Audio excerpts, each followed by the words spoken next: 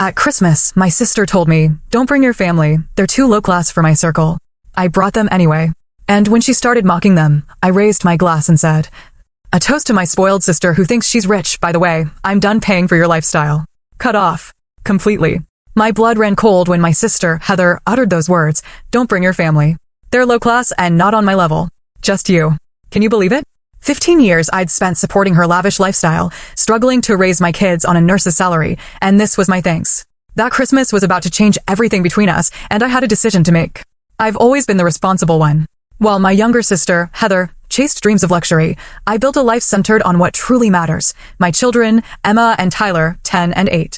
Our modest 3-bedroom rental might not be in magazines, but it's filled with laughter and love. As a pediatric nurse, I often pull double shifts to provide for us, but seeing my kids thrive makes every exhausting hour worthwhile.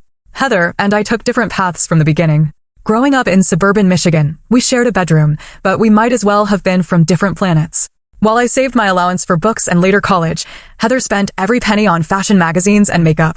I still remember her 16-year-old declaration, "I'm going to marry rich and never worry about money again." Our parents, hardworking teachers, would exchange worried glances when Heather made such pronouncements. Dad would gently remind us that character outlasts possessions, while Mom emphasized that true success comes from contribution, not acquisition. These lessons shaped me, but seemed to bounce off Heather entirely.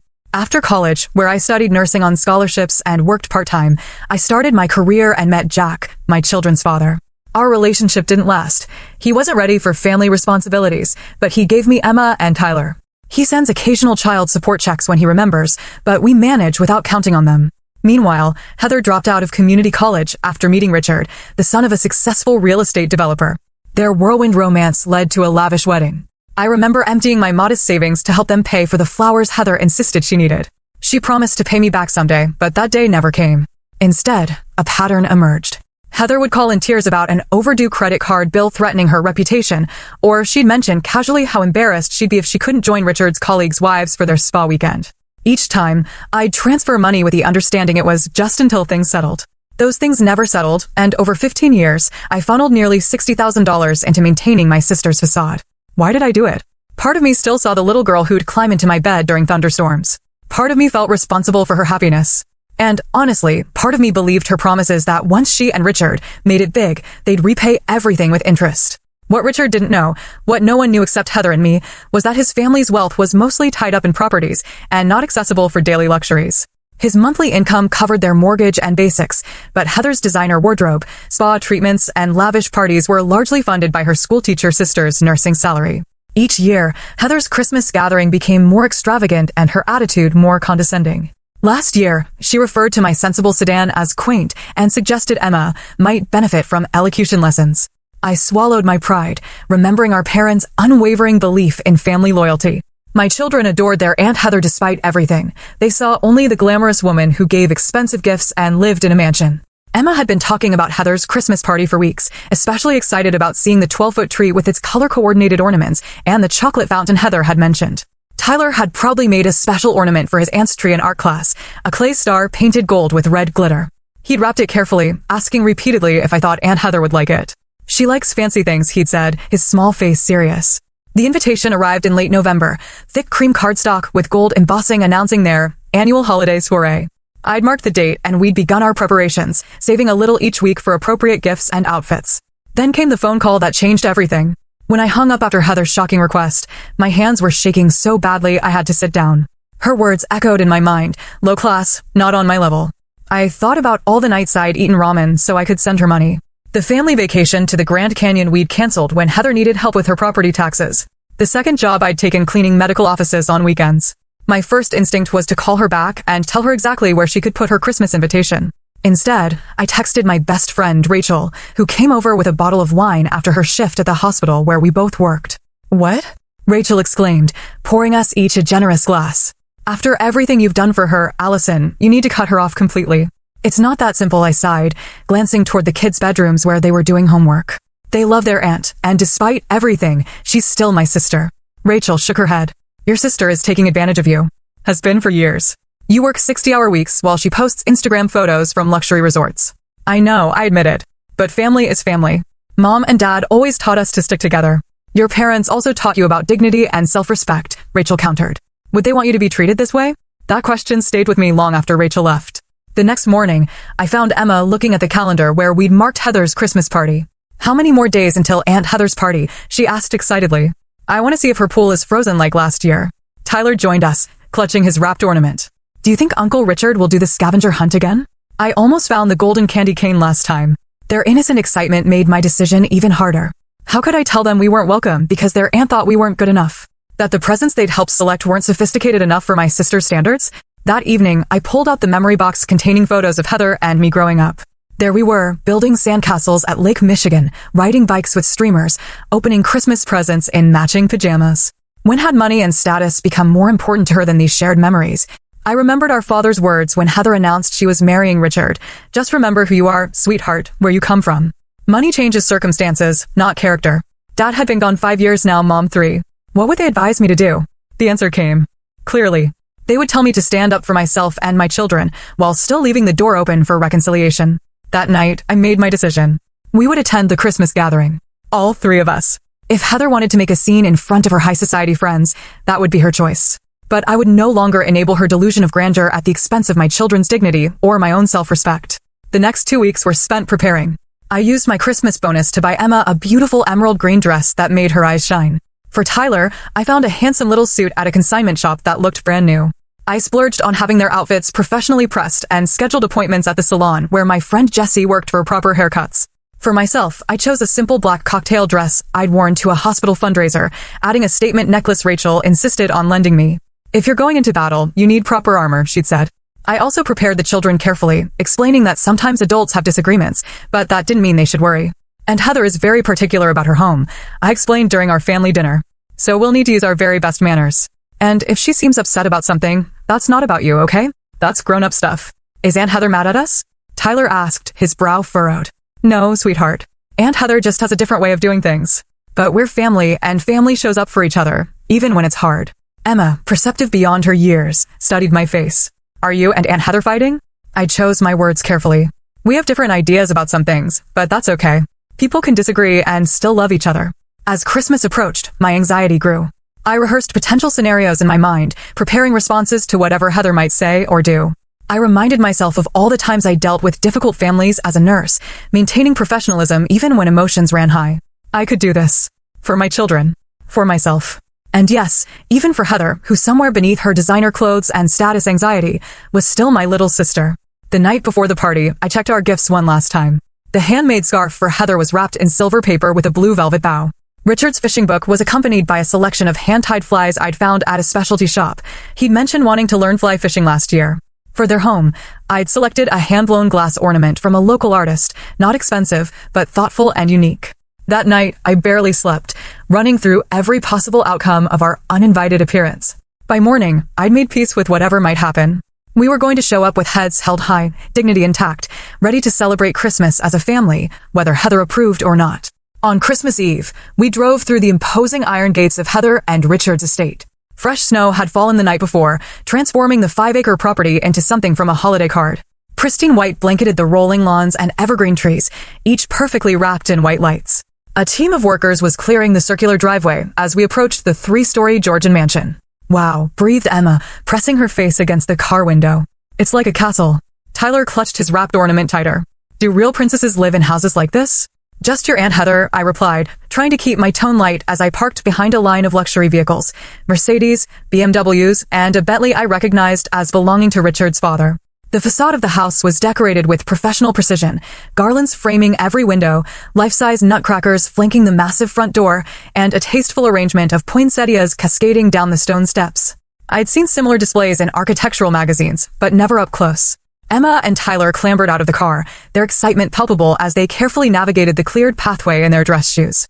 I followed more slowly, balancing our gifts and the homemade cranberry bread I'd baked that morning, a recipe from our mother that Heather had always loved.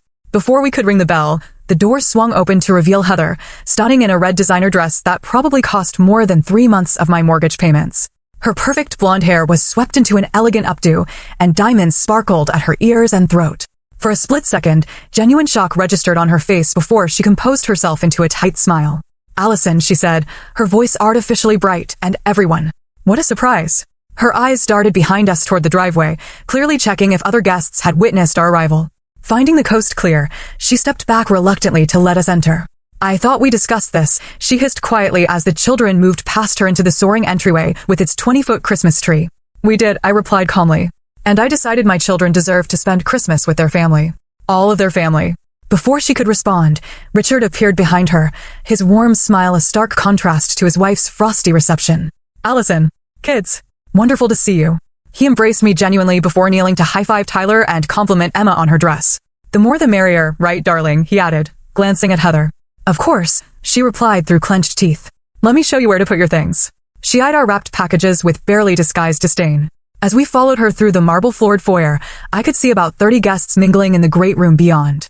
The air was filled with classical Christmas music from hidden speakers, and uniformed servers circulated with trays of champagne and hors d'oeuvres. "Richard's parents are here, along with the Andersons and the Taylors," Heather informed me, name-dropping local socialites.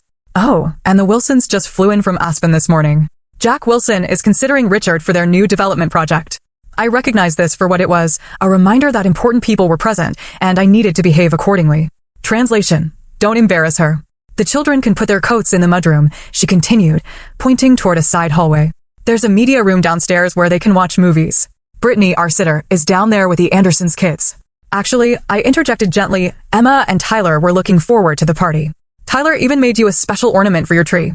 On cue, Tyler proudly held up his tissue-wrapped creation. "I made it myself." A flicker of something, annoyance? Panic? Crossed Heather's perfect features before she took the package with fingertips, as if accepting a questionable laboratory sample. "How thoughtful. I'll just put this somewhere safe for now. Our tree decorator used a very specific color scheme this year." Tyler's face fell slightly, but he nodded bravely. Richard, observing this exchange, quickly intervened. "Hey, Tyler, why don't you show me this masterpiece? I bet it would look perfect on the family tree in the den. That's where we put all our special ornaments." As Richard led Tyler away, I could have hugged him for his kindness. Heather, meanwhile, guided Emma and me toward the great room, whispering instructions as we walked. "Try not to mention your job, though. Wilsons are germaphobes and hospital talk makes them uncomfortable. And if anyone asks where you live, just say north of the city rather than naming your actual neighborhood." Before I could respond to these offensive suggestions, we entered the gathering of Heather's carefully curated guests. Conversations momentarily paused as curious eyes assessed the newcomers. I felt Emma press closer to my side, suddenly shy among these unfamiliar, impeccably dressed adults. "Everyone, this is my sister Allison and my niece Emma," Heather announced with forced cheerfulness. "They decided to surprise us tonight." A murmur of polite greetings followed, though I caught a few exchanged glances that suggested Heather had perhaps mentioned me before, and not favorably. Within minutes, Emma was drawn away by another young girl around her age, leaving me momentarily alone.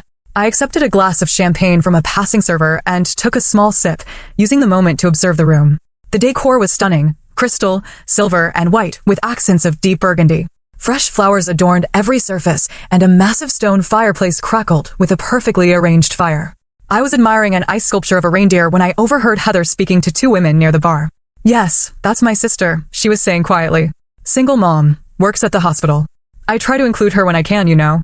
Charity begins at home, and all that."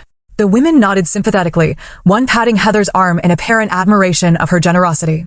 I felt my cheeks burn but maintained my composure, remembering my purpose for being here. This wasn't about me. It was about my children experiencing a family Christmas and learning that they were worthy of respect, regardless of their zip code or the cost of their clothes. After about 30 minutes of small talk with various guests, most of whom seemed surprised to learn Heather had a sister, I excused myself to check on the children. I found Emma helping younger kids with a craft project, her natural nurturing abilities evident in her patient instructions. Tyler was proudly showing Richard's father his ornament, now hanging prominently on a smaller tree in the wood-paneled den. As I watched them, Heather appeared at my side.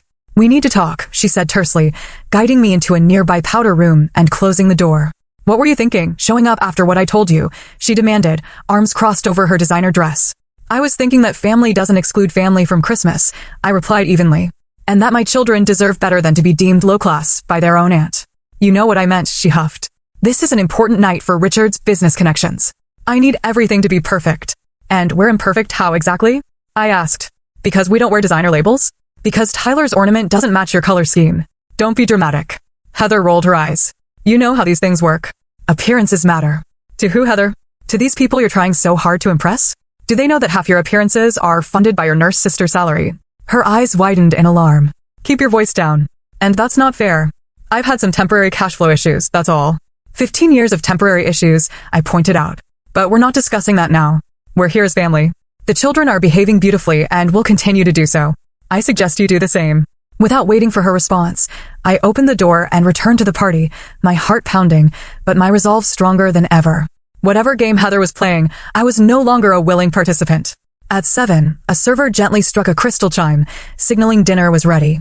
Guests began migrating toward the formal dining room, where a table that could comfortably seat 30 was arranged with precision that would impress a military general. Fine china, sterling silver, and crystal glassware gleamed under the light of an antique chandelier. Each place setting included 3 wine glasses, multiple forks, and a hand-calligraphed name card. I noticed with a pang that there were no place cards for Emma, Tyler, or me. Heather approached, feigning dismay at the oversight.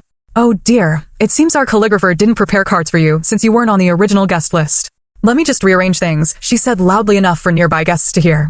Richard intervened smoothly. No problem at all. Kids, would you like to sit by me?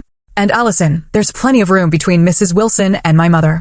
As we settled into our assigned seats, mine between 2 older women who regarded me with polite curiosity, I noticed Heather whispering to the server, who nodded and disappeared briefly before returning with 3 place settings that clearly didn't match the rest of the table. The message wasn't subtle. We were afterthoughts, accommodated but not truly welcome. The first course arrived, a delicate butternut squash soup garnished with truffle oil and microgreens. Tyler eyed it suspiciously before taking a tentative spoon. Emma, always more adventurous with food, dug in with enthusiasm. So Allison, began Mrs. Wilson, Richard's potential business partner's wife. Heather tells us you work at a hospital. Yes, I am a pediatric nurse at County General, I replied. How noble, she said with what seemed like genuine admiration. My sister volunteered at a children's hospital last year. She found it quite intense. It can be challenging, I agreed, but also incredibly rewarding. There's nothing quite like helping a child through illness and seeing them recover. And you're raising 2 children on your own? Asked Richard's mother from my other side. Her tone was kind rather than judgmental. Yes, Emma and Tyler. They're wonderful kids. They certainly seem to be, she nodded approvingly, glancing toward where they sat with Richard. Well-mannered and bright. You should be proud. This simple acknowledgement nearly brought tears to my eyes after Heather's dismissive attitude. Thank you. I am. Across the table, Heather was holding court, describing their recent weekend at a luxury ski resort in Vail. The private lessons were worth every penny, she declared. The instructor used to train Olympic athletes. Speaking of expense, interjected a man I recognized as Richard's college friend. How's that investment opportunity you mentioned last month? Did you decide to buy in? Richard looked momentarily uncomfortable. We're still considering our options. The timing might not be right with the new pool house renovations. Oh, we're definitely moving forward with a pool house, Heather corrected him. I've already approved the final designs, imported marble, smart home integration throughout. It's going to be featured in Modern Luxury magazine. Richard's surprise was evident but quickly masked. I wondered how many of Heather's unilateral decisions were funded by my loans. The second course arrived, a frisee salad with poached pears and candied walnuts. Tyler frowned. At the unfamiliar greens, but catching my encouraging nod, bravely took a bite. And what neighborhood do you live in, Allison? Asked a woman further down the table, her diamond earrings catching the light as she tilted her head. Before I could answer, Heather interjected, Allison lives in a charming area north of the city. Very up and coming. Elmwood Park, I stated clearly. It's a wonderful community with excellent schools and parks. The woman's expression revealed she wasn't familiar with the middle-class suburb, but she nodded politely. And what school do your children attend? She continued. My grandson just started at Lakeside Academy. Again, Heather attempted to intercept. They're in the public school system. Allison is very involved in their education. Emma and Tyler attend Elmwood Elementary, I said directly. Emma's in the gifted program for mathematics and Tyler is thriving in their arts curriculum. As I spoke, Tyler accidentally knocked over his water glass. The crystal tumbled, splashing water across the pristine tablecloth. His face crumpled in mortification. I'm sorry, he gasped, frantically trying to mop up the spill with his napkin. Before I could reassure him, Heather's voice cut through the momentary hush. This is exactly why children should eat separately until they're properly trained for formal dining. The cruel comment hung in the air. Tyler's lower lip trembled, and I saw Emma's shoulders stiffen in defense of her brother. Richard quickly handed Tyler his own napkin. No harm done, buddy. I did much worse at my parents' dinner party when I was your age, knocked over an entire gravy boat onto my father's boss. His father chuckled in confirmation. Ruined a perfectly good suit, but suits can be replaced. Good company can't. The warm response from Richard and his father seemed to further irritate Heather, whose smile had grown increasingly rigid. As the evening progressed, she directed the conversation toward her recent charity work, organizing a fundraiser for the Art Museum's new wing. We raised over $300,000, she boasted. The chairwoman said it was the most successful event in their history. That's wonderful, commented Richard's mother. Which programs will benefit specifically? Heather hesitated, clearly unfamiliar with the actual purpose of the fundraiser beyond its social prestige. Oh, various educational initiatives, of course. Actually, offered another guest, I believe it's primarily funding the new contemporary exhibition space. My wife is on the museum board. Heather's smile tightened further. Yes, exactly. That's what I meant. The main course arrived, herb-crusted rack of lamb with truffle mashed potatoes and haricots verts. As the servers presented each plate with choreographed precision, I caught Emma staring at the array of utensils with uncertainty. Start from the outside and work your way in, I whispered, having researched formal dining etiquette before our arrival. Heather noticed this exchange and seized the opportunity. Emma, darling, that's your salad fork. You're using. The dinner fork is the larger one. Emma blushed, quickly switching utensils. It's hard to keep track when there are so many, Heather continued, addressing the table at large. Proper table manners are really something that should be taught from an early age, but I suppose in public schools they have other priorities. Several guests shifted uncomfortably at this transparent dig. Richard's mother raised an eyebrow but remained silent. Richard himself was engaged in conversation with Tyler about dinosaurs, deliberately ignoring his wife's comment. Actually, I responded evenly, Emma and Tyler have lovely manners. They're just not accustomed to 8-piece play settings. But they're quick learners.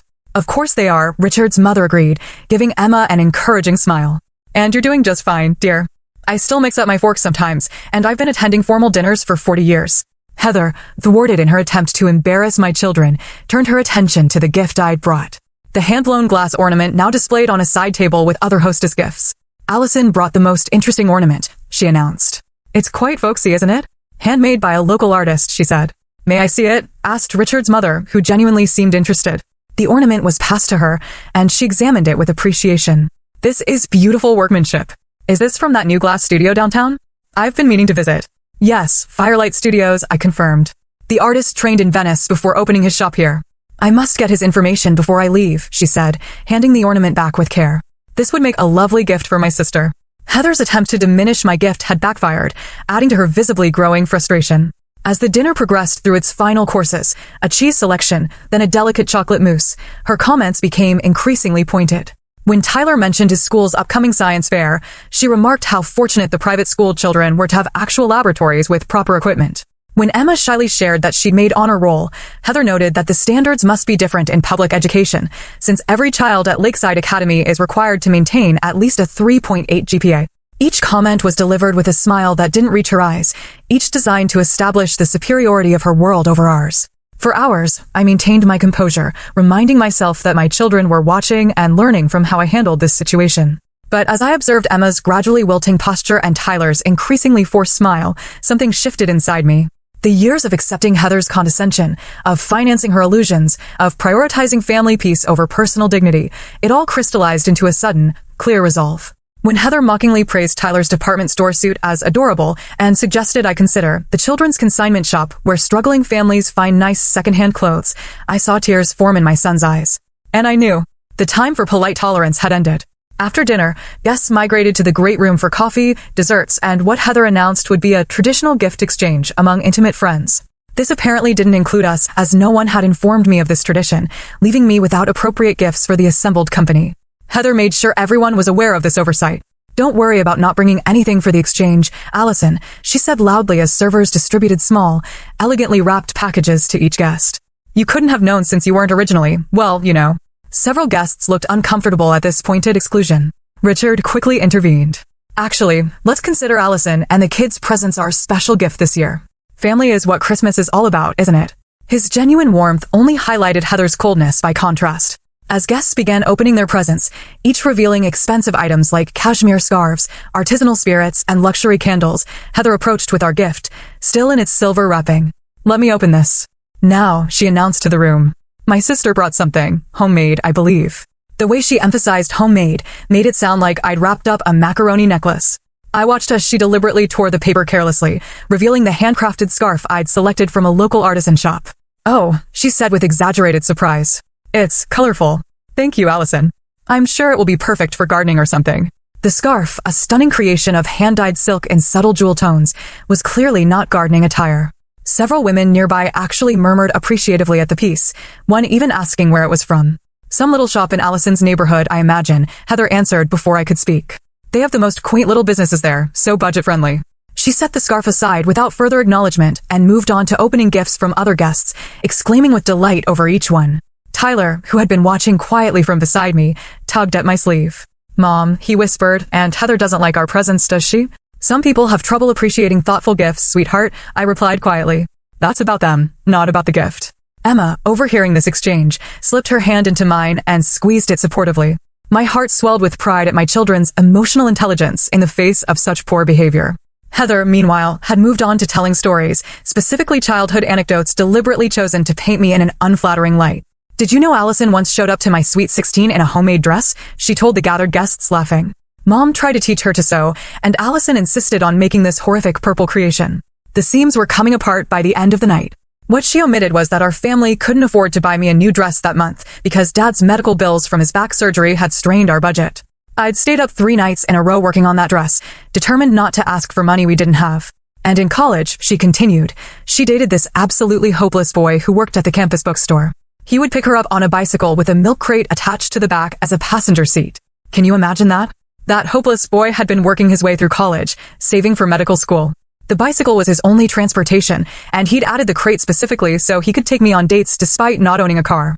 With each story, Heather systematically undermined my dignity in front of her social circle, all while maintaining the veneer of sisterly teasing.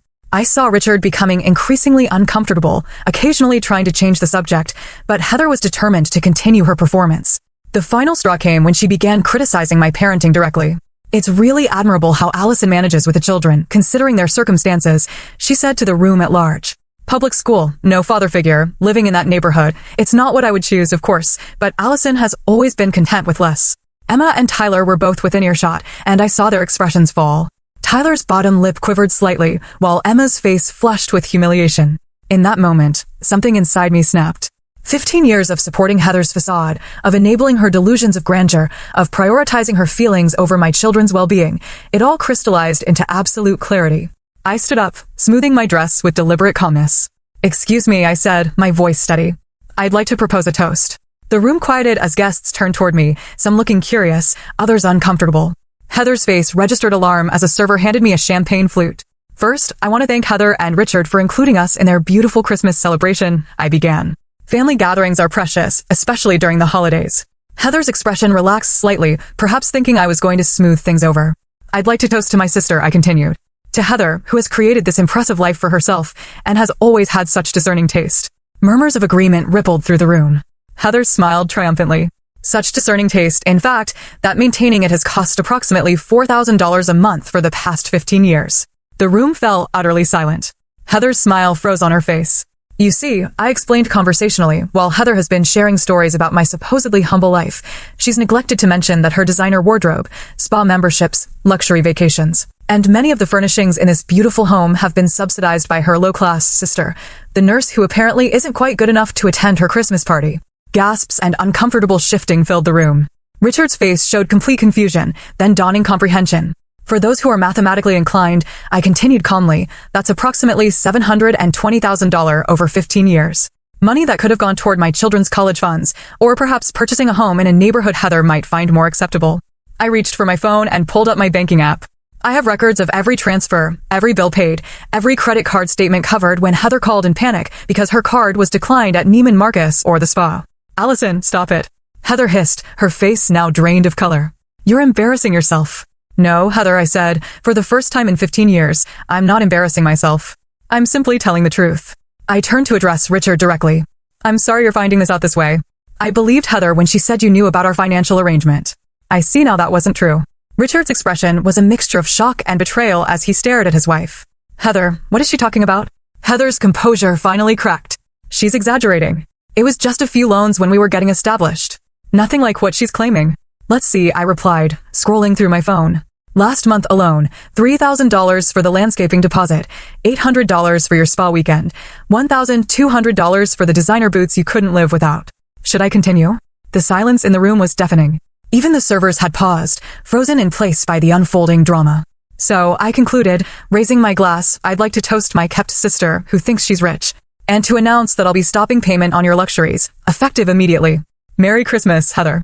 I took a sip of champagne, set down my glass, and turned to my children. Emma, Tyler, it's time for us to go. Please thank Uncle Richard for his hospitality. Tyler looked confused, but obediently thanked Richard, who seemed too stunned to respond. Emma, with wisdom beyond her years, simply nodded and gathered her things, understanding intuitively that something significant had just happened. As we walked through the silent room, past Heather's shell-shocked friends, and retrieved our coats from the mudroom, I felt lighter than I had in years, as if an invisible burden had finally been lifted from my shoulders. We had barely reached our car when I heard footsteps crunching rapidly across the snow behind us. Turning, I saw Richard approaching, his face a complex mixture of anger, confusion, and disbelief. "Allison, wait," he called. "We need to talk about this." Behind him, Heather was hurrying down the mansion steps, her designer heels inappropriate for the snow, causing her to slip and stumble in her pursuit. "Kids, get in the car, please," I said calmly, opening the back doors. "Turn on your tablets. I need a few minutes with your aunt and uncle." Emma and Tyler complied without argument, sensing the gravity of the situation. Once they were settled, I turned to face my sister and brother-in-law. "How dare you?" Heather hissed, her voice low but venomous. "You've humiliated me in front of everyone who matters." "How dare I?" I repeated incredulously. "You called my children low class. You mocked their clothes, their education, their home. You deliberately tried to make them feel inferior. And you're concerned about your humiliation. You've been helping Heather financially?" Richard interrupted, his question directed at me, but his eyes fixed on his wife. "For 15 years? Without my knowledge?" "Yes," I confirmed simply, "since shortly after your wedding. It started with small amounts, a credit card bill here, a shopping splurge there. Heather always said it was temporary, that you were building your business and couldn't access family funds yet. Over time, the amounts increased, and the temporary situation became permanent." Richard ran a hand through his hair, visibly processing this revelation.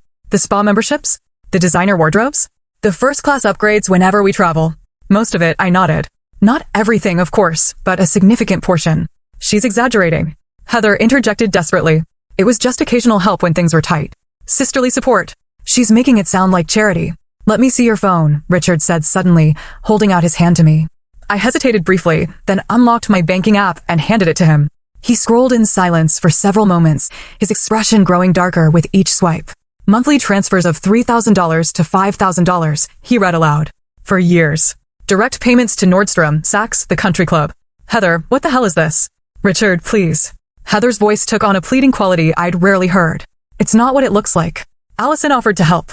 She wanted to contribute. "Contribute?" I echoed. "Heather, I've been working 60-hour weeks, eating ramen for dinner, and putting off home repairs to fund your lifestyle. I've delayed saving for my children's education to pay for your spa days. You never said no," she countered. "I asked, and you always said yes. That was your choice. Because you're my sister."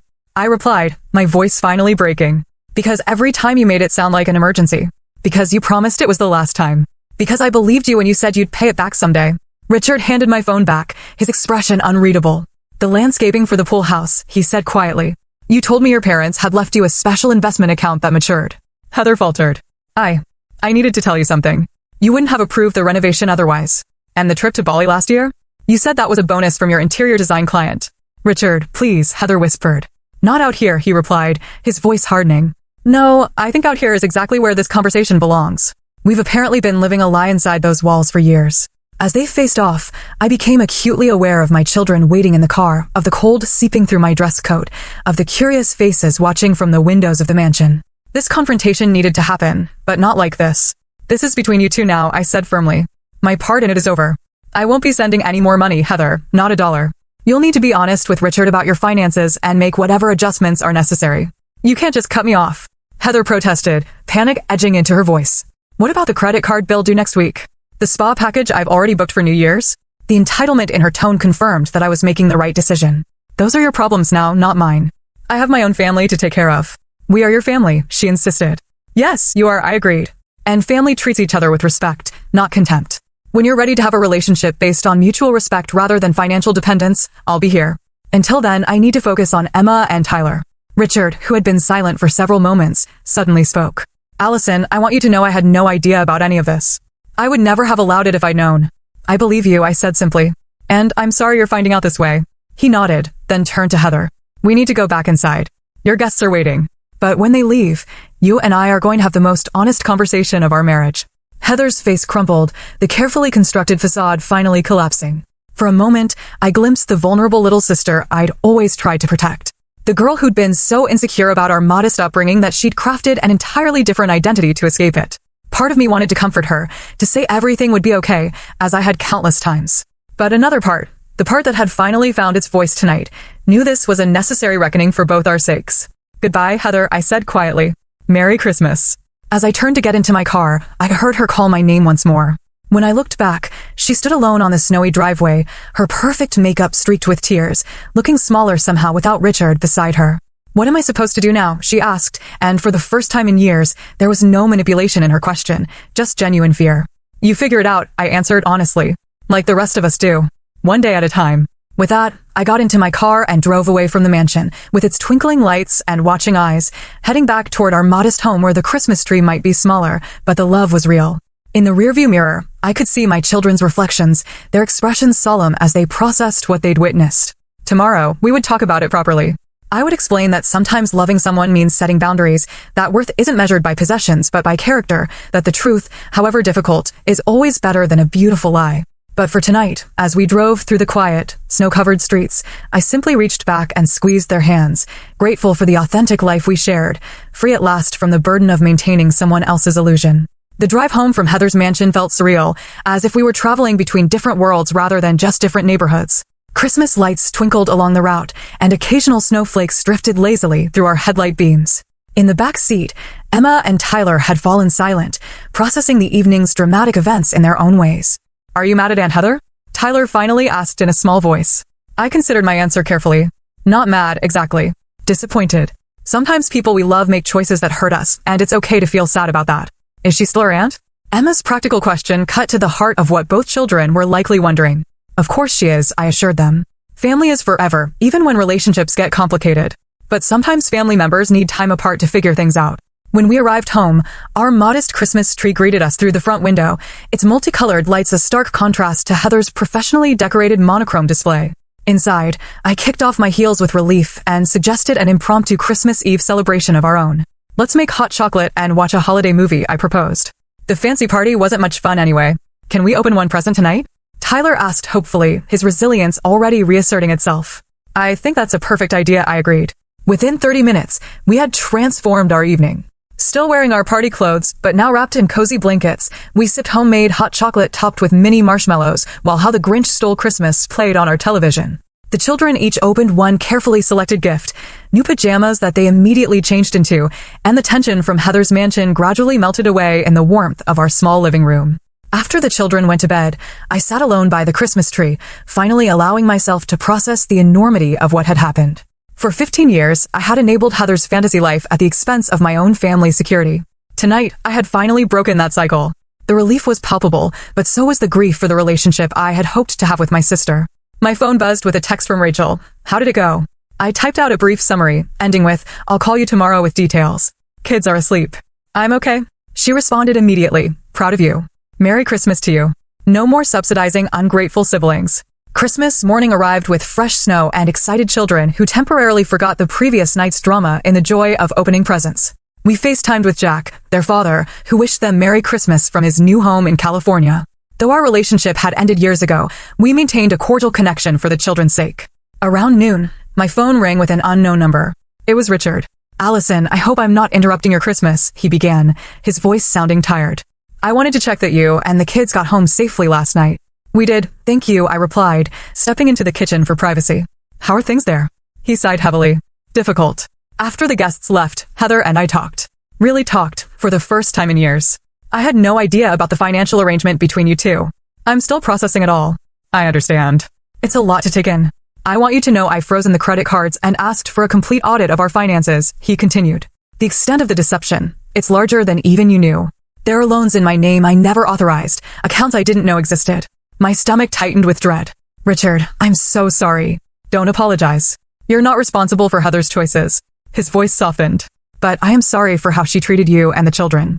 It was inexcusable." "Thank you for saying that," I replied, genuinely touched by his acknowledgement. "We're getting help," he said. "Financial counseling, marriage counseling. It's going to be a long road." He paused. Heather, struggling behind all that arrogance, is someone who never felt good enough. It doesn't excuse her behavior, but maybe it explains some of it.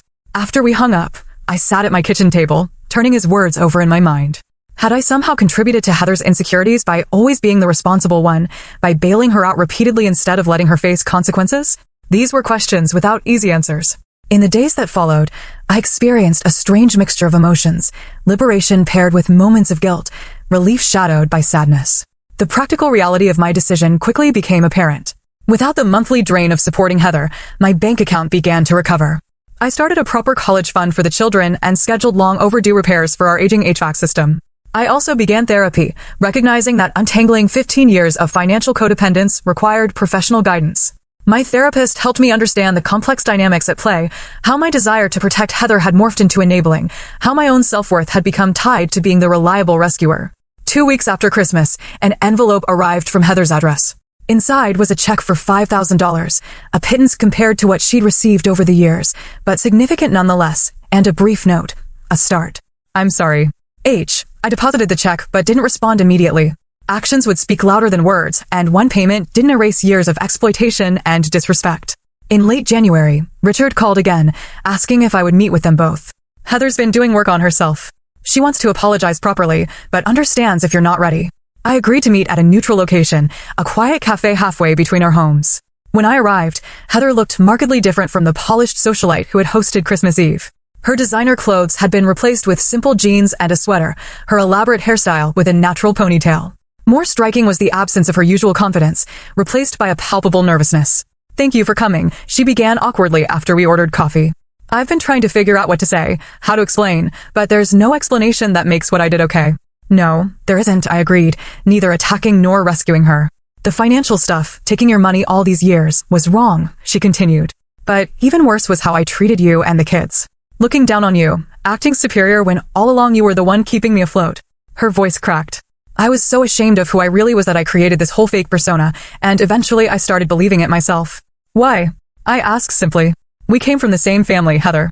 Mom and Dad gave us the same values, the same love. When did money and status become everything to you? She stared into her coffee. I don't know exactly. Maybe in middle school when the popular girls made fun of my thrift store clothes. Or in high school when I wasn't invited to parties at the lake houses because I wasn't their kind. I decided I would become their kind, whatever it took. For the first time, I glimpsed how differently we had experienced our childhood, how moments I had brushed off had cut deeply into Heather's sense of self-worth.